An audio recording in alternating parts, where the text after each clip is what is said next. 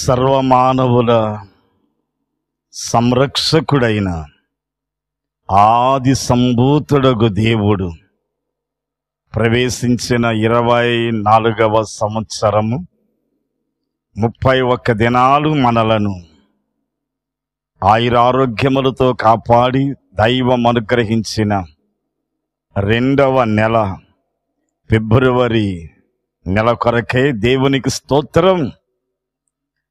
ఫిబ్రవరి నెల ఈ 2024వ సంవత్సరములో ఒక విశేషమైనదండి. 29 దినాలు కలిగిన ఫిబ్రవరి నెల 4 సంవత్సరాలకు ఒకసారి వచ్చును. ఆ కారణాన 2024ని లీపు సంవత్సరం 366 దినాలు అని పిలవబడే లీపు సంవత్సరములో ఫిబ్రవరి నెల యొక్క విశేషతను మనం గుర్తించాలని దేవుని సంకల్పమై ఉన్నది. దేవునికి స్తోత్రం.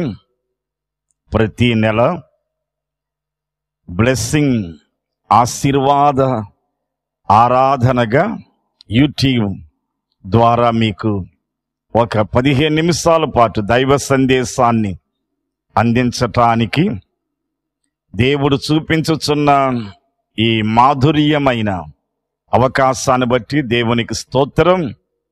ప్రతి నెల విడవక కొంతమంది దేవుని యొక్క వాక్యాన్ని శ్రద్ధతో ఆశతో వినుచున్న మిమ్మలను దేవుడు ఆ నెలంతా ఆశీర్వదించుచున్నాడు అని మిమ్మల్ని బట్టి నేను దేవుని స్తోత్రించుచు ఉన్నాను, ప్రార్థిస్తూ ఉన్నాను.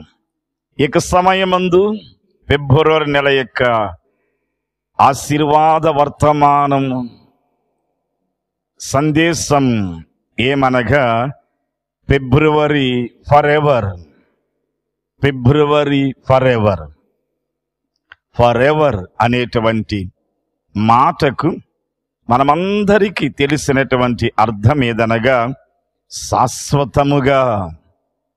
ప్రవక్త యిర్మీయా 31వ అధ్యాయము 3వ వచనమందు యిర్మీయా చెప్పుచున్న ఒక దైవీక ప్రవచనం, శాశ్వతమైన ప్రేమతో నేను మిమ్మల్ని ప్రేమించుచున్నాను గనుక విడువక ఎడబాయక నిరంతరం తరం తరం నా ప్రేమను చూపించుచున్నాను.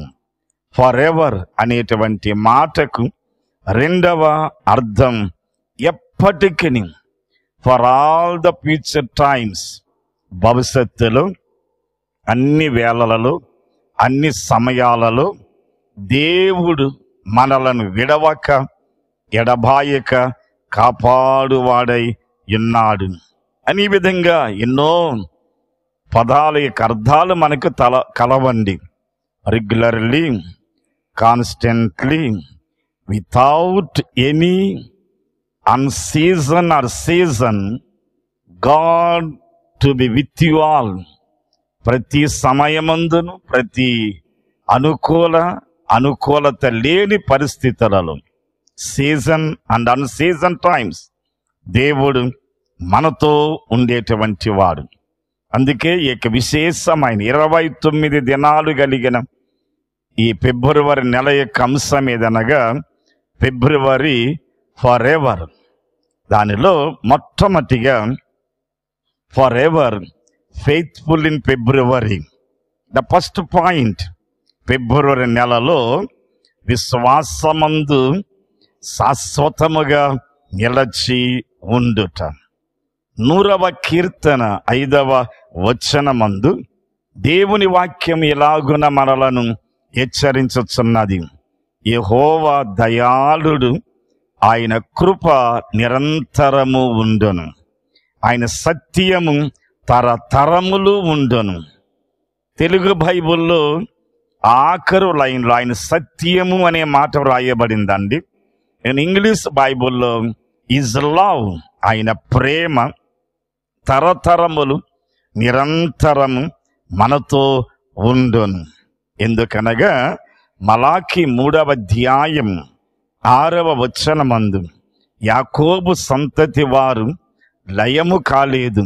కారణమేమనగా నేను మార్పులేని దేవుడను, యాకోబు సంతతి వారిలో శాసముగా మిగిల్చబడిన ఇశ్రాయేలీయులు, నూతన ఇశ్రాయేలీయులు, గతించుకుపోయిన సువిశేషం అనబడిన సువార్త కొరకు నియమించబడిన నూతన ఇశ్రాయేలునటువంటి మనలను లయపరచాలని, లేకుండా చేయాలని, అంతమొందించాలని ఆది ఘట సర్పం ఎన్నో విధాలుగా తంత్ర కుతంత్రములను అది మన నిమిత్తమై పగబట్టినప్పటికీ మార్పులేని దేవుడుగా మనకు ఉండుటను బట్టి ఆయన యొక్క అనాది ప్రేమ మనతో ఎన్నటెన్నటికి తరం తరం నిరంతరము నిలిచి ఉండేటువంటిదిగా దేవుని సంకల్పమై ఉన్నది.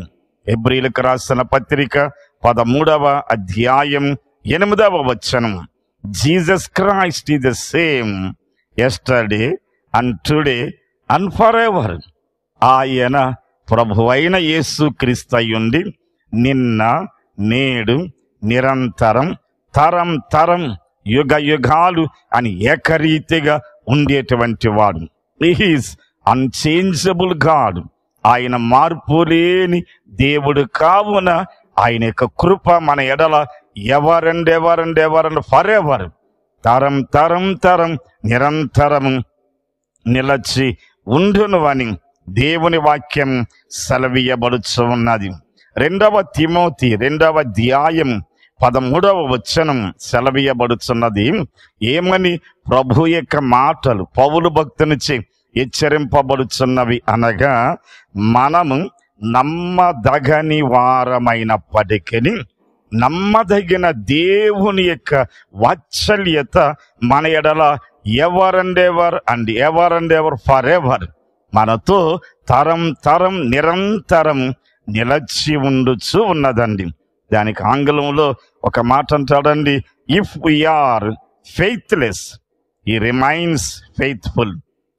మనము నమ్మదగని వారమైనప్పటికీ ఆయన నమ్మదగిన వాడిగా ఉన్నాడు. కావున ఆయన మనలను ఈ నెలంతా కూడా తన ఉన్నత వాత్సల్యత కృప చేత ఆయన కృప మనతో తరం తరం నిలచి ఉండును. 139వ కీర్తనలో 26 వచనాలు ఉన్నవండి. ఒక్కొక్క వచనానికి క్రింద ఏమని రాయబడిందో మీ బైబిల్ గ్రంథాన్ని తెరచి చూడగలరా? 139వ కీర్తన, ఆయన కృప నిరంతరము ఉండును. 136వ కీర్తనలో ఉన్న 26 వచనాలు, 136వ కీర్తనలో ఉన్న 26 వచనాలు చూడండి. ఆయన కృప నిరంతరము ఉండును, ఆయన కృప నిరంతరం ఉండును. Is grace for ever and ever be with us. మనతో ఆయన కృప శాశ్వతముగా నిలచి ఉండును. In the month of February, ఈ ఫిబ్రవరి నెలలో ఆయన విశ్వసనీయతమైనటువంటి ఆ మహిమ మనతో తరం తరం నిలచి ఉండును. 29 దినాలు దేవుని కృపను మీరు అనుభవించుదురుగాక. Number 2, second one, for ever settled in February. ఫిబ్రవరి నెలలో ఆయన తన యొక్క వాక్యమును మన ఎడల నిలిచి ఉంచేటువంటి వాడు. ఎప్పటికీ వాడిపోని, ఎప్పటికీ లేకుండా పోయేటువంటి దివ్యమైన దేవుని వాక్యం. అదే దేవుని యొక్క పరిశుద్ధ గ్రంథములో 119వ కీర్తన 89వ వచనం, యెహోవా నీ వాక్యము ఆకాశమందు నిత్యము నిలకడగా settled in the month of February. ఈ నెలంతటిలో దేవుని యొక్క వాక్యం నీ ఎడల నిలకడగా ఉండును. ఎందుకనగా నీవు ఆయన యందు నిలిచి ఉండాలి అని. యోహాను సువార్త 15వ అధ్యాయమందు నిలచియుండుడి అనేటువంటి ఏకైక పదం ఇంచుమించు 12 సార్లు లేక మీ కళ్ళకు ఒకవేళ 13 సార్లు కనబడవచ్చును. 12 సార్లకు పైగా ఒకే అధ్యాయములో యేసయ్య పలికిన మాట, నిలచియుండుడి. మీరు నిలచి ఉండిన ఎడల మీరు ఫలించుదురు. మీరు నిలచి ఉండిన ఎడల నా యందు మీరును మీ యందు నేనును నిలిచి ఉందుము, అప్పుడు మీరు బహుగా ఫలించేదరు. ఆ 15వ అధ్యాయం చదివి చూడండి. ఈ యొక్క దినం ముగించే లోపల మీకు 12 సార్లు కనబడను. నిలచియుండుడి అనే పదానికి ప్రక్కన ఒక బలమైన దైవ ఆశీర్వాదం అక్కడ వ్రాయబడి ఉన్నది. ఆయన యొక్క వాక్యం నీ పక్షముగా, నీ కుటుంబము ఎడల, నీ పిల్లల ఎడల ఈ నెలంతా కూడా నిలచి ఉండును. అది మాత్రమే కాదు, యేసయ్య 40వ అధ్యాయం 8వ వచనం ఏమని సెలవీయబడుచున్నదనగా, గడ్డి ఎండిపోవును, దాని పువ్వు వాడిపోవును, మన దేవుని వాక్యం ever and ever, for ever, నిత్యము నిలచి ఉండను. ఆది యందు వాక్యముండెను, ఆ వాక్యము దేవుడై ఉండెను, ఆ వాక్యమే దేవుడు, ఆ దేవుడే వాక్యము, ఆ వాక్యమైన దేవుడు, ఆ దేవుడైన వాక్యము శరీరధారి అయి వాడిపోకుండా బలహీనతలలో, కష్టాలలో, మరణపు ఎడబాటులలో, ఆర్థిక ఇబ్బందులలో, వేదనలలో, డాక్టర్లు చెప్పేటువంటి అపాయకరమైన మాటలు విని మనం వాడిపోకుండా మనం దేవునిలో నిలిచి ఉండటానికి, నూతన అంకురం, నూతన చిగురు వేయటానికి దేవుని వాక్యం కృంగిపోయేటువంటి వారమైన మనలను, గడ్డి వలె వాడిపోయేటువంటి వారమైనటువంటి మనలను, ఉదయకాలం పుష్పించి సాయంకాలానికి వాడిపోయే పుష్పాన్ని పోలినటువంటి వారమైన మనలను ఎప్పటికీ అది గుండె నిబ్బరము కలిగినటువంటి వారమై కొదమ సింహము వలె మనలను నిలవబెట్టను. అందుకే 2వ పాయింట్గా for ever settled in February, దేవుని వాక్యం నిరంతరము మనలను నిలవబెట్టను. ద థర్డ్ వన్, 3వదిగా for ever faith in February, for ever faith in February. ఫిబ్రవరి నెలలో విశ్వాసమందు నిరంతరం నిలిచి ఉండేటువంటి వారిగా దేవుని ఉన్నత సంకల్పముని ఎడల కాచిపెట్టుకొని ఉన్నది. ప్రియమైన దేవుని యొక్క శ్రోతలారా, ఈ ఉదయకాలమందు ఫిబ్రవరి నెల యొక్క విశేషత ఏదో తెలుసండి. ఈ నెల 14వ తారీఖు నుండి లెంటన్ శ్రమ దినాలు, ఉపవాస దినాలు, మృక్కుబడి దినాలు, ప్రార్థనా దినాలు, అంగలార్పు దినాలు, విజ్ఞాపన దినాలు అనేటువంటి అనేక పదాలతో కూడినటువంటి ఆ విశేషమైన దినం 40 రోజులు జరుగునండి. ఫ్రమ్ ద 14th onwards, 14వ తారీఖు నుండి మార్చి 31 వరకు ఈస్టర్తో ఈ 40 దినాలు భూమండలం ముందున్నటువంటి ఆత్మీయానుసారులు, యేసు రక్తముతో విమోచింపబడినటువంటి వారు, కడుగబడినటువంటి వారు, పరిశుద్ధాత్మ పూర్ణులైనటువంటి వారు, మనం ఇంకను దేవునిలో అభివృద్ధి చెందాలి, దేవునిలో ఉన్నత స్థానానికి మనం ఎదగాలి, దేవుని కలిగి జీవించాలనుకునేటువంటి వారు 40 దినాలు వారి యొక్క సమయాన్ని, వారి యొక్క ఆహారాన్ని, వారి యొక్క వస్త్రాన్ని, వారి యొక్క శరీరాన్ని పౌలు వలె నలగగొట్టుకొనుచు త్యాగము చేసి దేవుని సన్నిధిలో అధిక సమయం గడిపేటువంటి విశేషమైన నెలలో for ever is grace be with you all, మీ అందరితోటి ఆయన కృప నిరంతరం ఎన్నటెన్నటికి మారనిదిగా ఉండును గాక. హెబ్రీయులకు రాసిన పత్రిక 11వ అధ్యాయం 6వ వచనముందు సెలవీయబడుచు ఉన్నది. దేవుని వాక్యం ఎలాగ చెప్పబడుచున్నదండి, విశ్వాసము లేకుండా దేవునికి ఇష్టలమై ఉండుట జరగకూడని కార్యం. అసంభవం, అసాధ్యము అనే మాటకు అసంభవం లేక మరి యొక్క తెలుగు పదం జరగకూడనటువంటి కార్యం. కార్యాలు జరగాలి, ప్రార్థనలు ఫలించాలి. హృదయపు ఆలోచనలు, హృదయపు కోరికలు, హృదయములో ఎదురు చూచేటువంటి మున్కాలము యొక్క కార్యములన్నీ నెరవేర్చబడాలంటే దేవుని ఎడల పవిత్రమైన విశ్వాసమును కలిగి ఉండాలి. అందుచేత హెబ్రీ 11:6 విశ్వాసము లేకుండా దేవునికి ఇష్టలమై ఉండుట అసాధ్యం. దాని కొంచెం మన యొక్క ఆత్మీయ తృప్తి కొరకు విశ్వాసము కలిగి ఉన్న ఎడల మనం దేవునికి ఇష్టలముగా మార్చబడగలం. దేవునికి ఎవరమైతే ఇష్టలమైందుమో ఇష్టలమైనటువంటి మనం దేవుణ్ణి, ప్రభువా నన్ను ఈ స్థితి, ఈ పరిస్థితి, ఈ గతి నుండి మార్చు ప్రభు అని మత్తయి సువార్త 8వ అధ్యాయములో ఆ కుష్ఠరోగి ప్రభువును చూచి అడిగినట్లుగా, నీకిష్టమైతే నేనంటే నీకిష్టమైతే అడగండి ఇప్పుడే.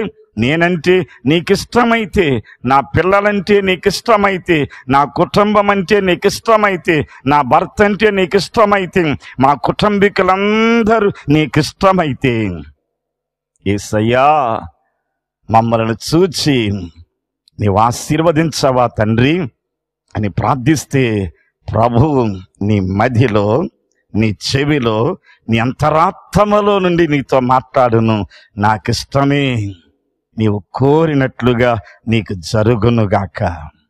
మత్తయి సువార్త 15వ అధ్యాయం 28వ వచనములో ఒక అన్యురాలు యేసయ్య దగ్గరకు వచ్చి ప్రభువుని గోజాడి బ్రతిమాలిందండి. అయ్యా, నా కుమార్తె దురాత్మ పట్టి ఆమె పీడింపబడుచు ఉన్నది. ఎవరు కనికరపడేటువంటి వారు లేరు. రాకూడనటువంటి కంచె దాటి, బోర్డర్ ప్లేస్ దాటి, దట్టి దాటి నీ వద్దకు వచ్చాను. నా కుమార్తెను కరుణింపుము యేసయ్యా అని ప్రార్థించగా యేసయ్య నోటి మాట పలకలేదండి. కూర్చున్నవాడు కూర్చున్నట్టుగానే ఉన్నాడు. ఈ లోపల శిష్యులు వచ్చారు. అయ్యయ్యయ్యో, ఆమెతో నీవు గాని మేము గాని మాట్లాడుతాం చూస్తే ఈ ఊరు వారు మనల్ని తరిమి వేస్తారు, పంపించి వేయమన్నారండి.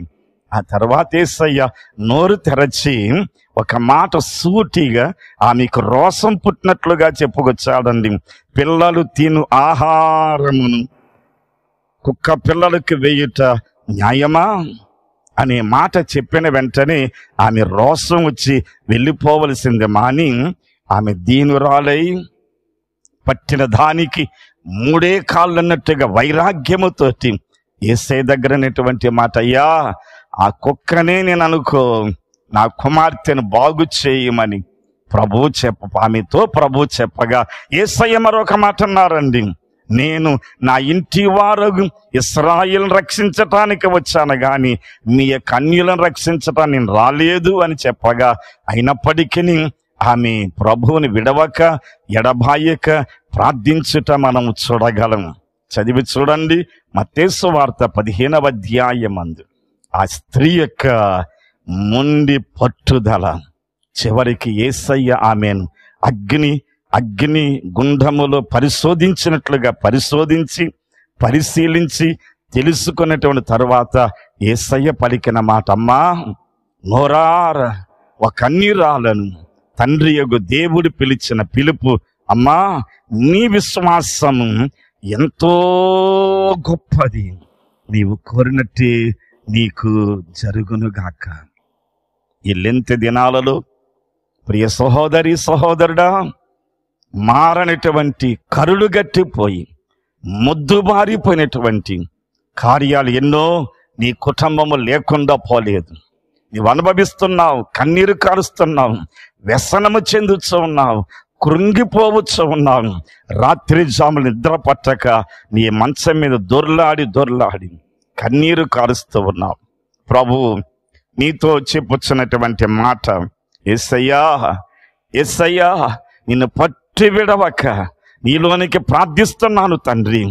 ఆమెను చూచి పలికినట్లుగా ఈ 40 రోజుల్లో నా యొక్క ప్రార్థన 40 రోజులు విని నా ఉపవాసం ముగించేటువంటి సమయం అందు నన్ను నీవు నోరార అమ్మా అని నన్ను నా కుమారుడా అని నీ నోరార పిలిచి నీ విశ్వాసం గొప్పది అనే మాట పలకవా తండ్రి అని ప్రార్థించగలరా?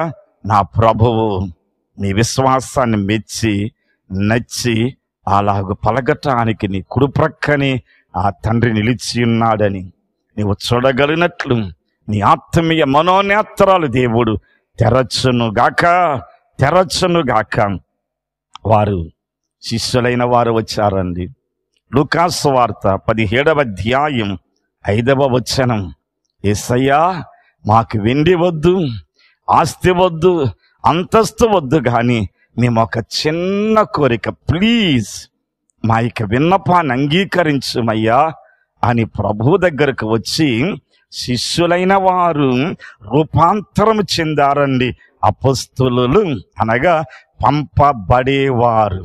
రాత్రంతా ప్రార్థన చేసి ఆయన ఉదయమయ్యేసరికి చేపలు పట్టేటువంటి వారిని పిలిచినప్పుడు వారు శిష్యులుగా పిలువబడ్డారు. ఇప్పుడు అపొస్తలులుగా మార్చబడ్డారండి. దేవునికి స్తోత్రం. అలాగ మార్చబడినటువంటి వారు యేసయ్య వద్ద అడిగినటువంటి మాట ఏదో తెలుసండి. లూకా 17:5వ వచనం, మా విశ్వాసమును వృద్ధిపరచును. తండ్రి మా విశ్వాసం వృద్ధిపరచును. ఈ 40 దినాలలో, శ్రమ దినాలలో, లెంటి దినాలలో ఉపవాసం ఉండేటువంటి దేవునిచే ప్రేమింపబడుచున్న వారలారా, ఈ ప్రార్థన నీదైతే ఇప్పుడే నీ బైబిల్ తెరవగలవా? అపొస్తలుల కార్యం లూకా 17వ అధ్యాయం 5వ వచనమందు అపొస్తలులు యేసయ్య వద్ద అడిగిన మాట, మా విశ్వాసము వృద్ధిపరచము.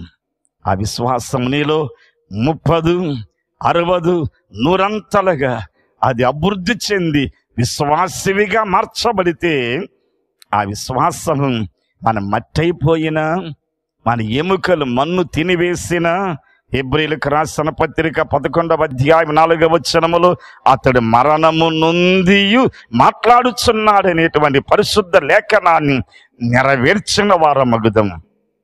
ఈ యొక్క నెల యొక్క ఆశీర్వాదం, number 1, for ever faithful in February. Number 2, for ever settled in February. Number 3, for ever faith in February. May God bless you all. May God bless you. ఈ వర్తమానం మీకు ఇష్టమైతే, ఈ ఆశీర్వదింపబడితే లైక్ చేయండి, సబ్స్క్రైబ్ చేయండి. మిగిలినటువంటి నీ యొక్క డియర్ అండ్ నియర్ వారికి షేర్ చేయండి. దైవం నిన్ను ఆకాశ మండలమంద నక్షత్ర రాశులలో ఒక నక్షత్రము వలె ప్రకాశింపచేయునుగాక. ఆమేన్. మహిమ గల పరలోకపు తండ్రి, ఈ యొక్క వర్తమానం వినిన ప్రతి వారి యొక్క జీవితములో ఈ ఆశీర్వాద వర్తమానం యొక్క దీవెనలను వారిలో, వారి కుటుంబములో ఈ నెలలో మీరు అనుగ్రహించండి, బలపరచండి. యేసు నామములో తండ్రి, ఆమేన్, ఆమేన్. May God bless you all. May God bless you.